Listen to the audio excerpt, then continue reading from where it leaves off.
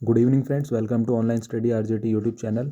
और आप लोगों के लिए एक अच्छी खबर है जिसका आप लोग काफ़ी समय से इंतज़ार कर रहे थे। तो जो भी साथी 2024 बैच में जिन्होंने एडमिशन लेने की सोची थी यूपी डीएलएड के अंदर, उन लोगों के लिए यहाँ पे ये लेटर जारी हो गया है जिसमें आपकी काउंसलिंग के बारे में अब आगे की प्रक्रिया शुरू होने वाली है। बहुत सारी समस्याएँ हैं इसके अंदर, उसकी वजह से अब तक काउंसलिंग रुकी हुई थी, लेकिन अब यहाँ पे सारी चीज़ें दे दी गई हैं कि कब कैसे क्या क्या प्रक्रिया आप लोगों की होने वाली है।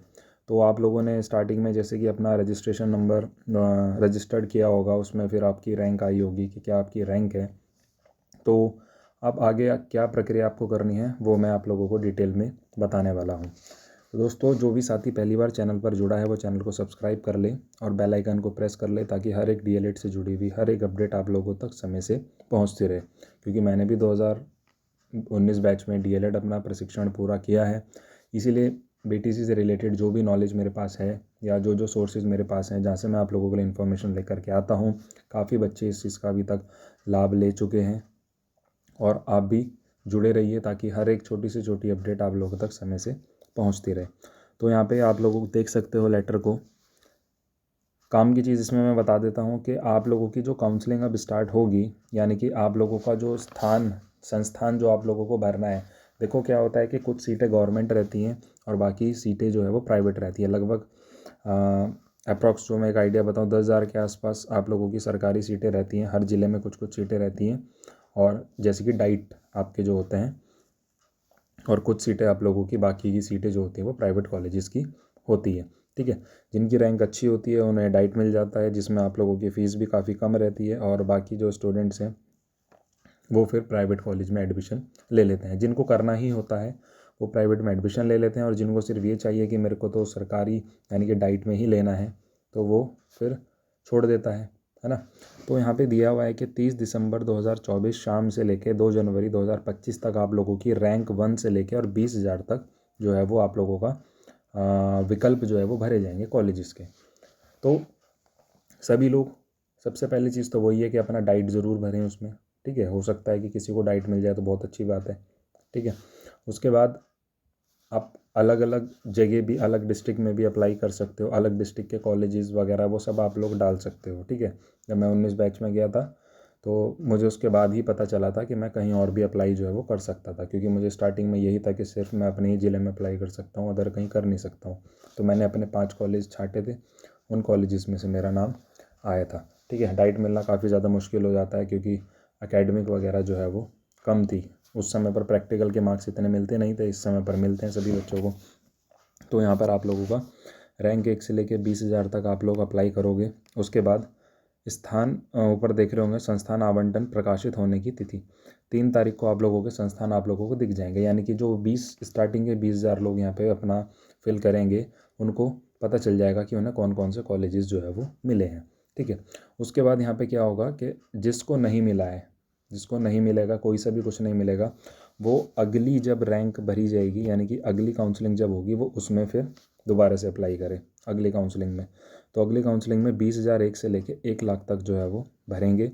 उसके बाद दिया हुआ है कि क्रम संख्या 1 में विकल्प ना भर पाने वाले एवं ऐसे अभ्यर्थी जिन्हें प्रशिक्षण संस्थान आवंटित ना हुआ हो, वो भी इसमें जो है वो अप्लाई दोबारा से कर सकते हैं। ये चीज़ें भी कभी कभार हो जाती हैं। मेरे साथ हुआ था कि मैंने अप्लाई किया था, मुझे उस समय पर कोई कॉलेज नहीं मिला था, तो जो लास्ट काउंसलिंग हुई थी फिर मुझे उसमें जा कर के कॉलेज में जो है वो मिले था, और अपनी चॉइस का कॉलेज मिल गया था जिसको मैं चाह रहा था।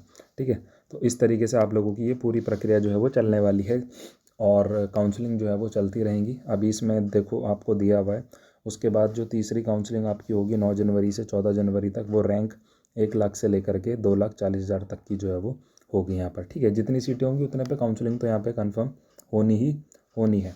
ठीक है, तो वहाँ तक का इन्होंने पूरा ब्यौरा जो है वो दिया हुआ है। हमें भी हो सकता है कि अभी मुझे एग्जैक्ट रेशो तो नहीं पता, लेकिन रजिस्ट्रेशन काफ़ी ज़्यादा जो है वो हुए हैं। हो सकता है कि इनके बाद अगर इसमें से, क्योंकि ऐसा भी हो जाता है कि कुछ बच्चे एडमिशन नहीं लेते हैं, 2,40,000 तक ये कॉलेजेस बांटेंगे। उसके बाद अगर मान लीजिए 2,40,000 में से मात्र मान के चलिए आप लोग 2 लाख बच्चों ने यहाँ पे एडमिशन लिया, क्योंकि इसके बाद आप क्या करोगे, आपको कॉलेज मिलेगा, आपको समय दिया जाएगा कि आपको इस समय तक जो है वो कॉलेज में अपनी फ़ीस वगैरह सबमिट करा के आगे बढ़ना है। ठीक है, तो अप्रॉक्स वही 5 या 10,000 रुपये जो है वो आपके लगते हैं। प्राइवेट कॉलेज वाले भी 5,000 रुपये तो लेते हैं। रजिस्ट्रेशन फॉर्म आपसे भरवाएंगे, वे अपना और फिर कॉलेज फ़ीस लेते हैं, क्योंकि उसमें जो प्राइवेट कॉलेजेस होते हैं उसमें फ़ीस आपकी ज़्यादा होती है, क्योंकि उसके अंदर गवर्नमेंट फ़ीस भी होती है। गवर्नमेंट चार्ज हो जाता है लगभग 10 से 15 हज़ार रुपये, ठीक है, जो गवर्नमेंट फ़ीस होती है, जैसे डाइट की फ़ीस होती है। और उसके अलावा प्राइवेट कॉलेज अपने भी चार्जेस जो है वो उसमें जोड़ लेते हैं, ठीक है। कुछ प्राइवेट कॉलेजेस बहुत सस्ते में बीटीसी करवा देते हैं, कुछ अपना प्रॉपर ज़्यादा चार्ज लेते हैं। जैसे कि हमारे टाइम पे क्या हुआ था कि 41,000 रुपीज़ चल रहे थे और सबसे ही 41,000 रुपीज़ लिए थे। लेकिन जब थोड़ा सा बीटीसी का क्रेज़ कम होता गया तो फिर 25-25 हज़ार रुपये में भी बीटीसी करा दी कुछ कॉलेजेस ने, क्योंकि कॉलेजेस लगातार प्राइवेट बढ़ते जा रहे हैं।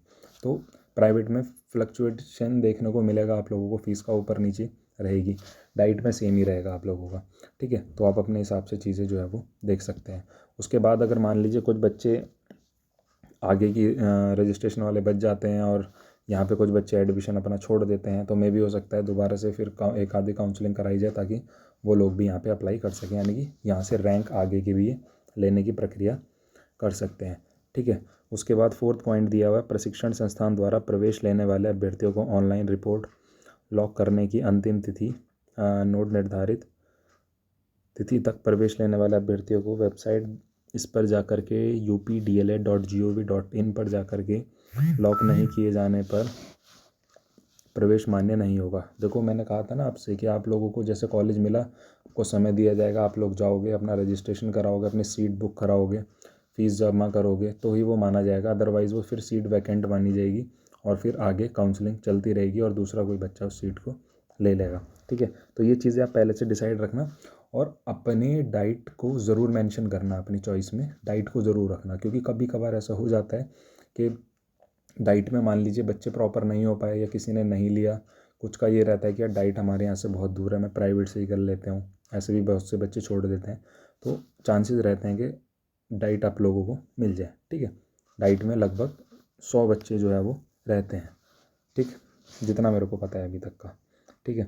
और आवेदन समाप्त 3,25,769 अभ्यर्थियों की मेरिट स्टेट रैंक वेबसाइट इस पर 26/12/2024 को प्रकाशित की जाएगी, ठीक है। तो 26/12/2024 को प्रकाशित जो है वो की जाएगी इसमें स्टेट मेरिट और रैंक, ठीक है।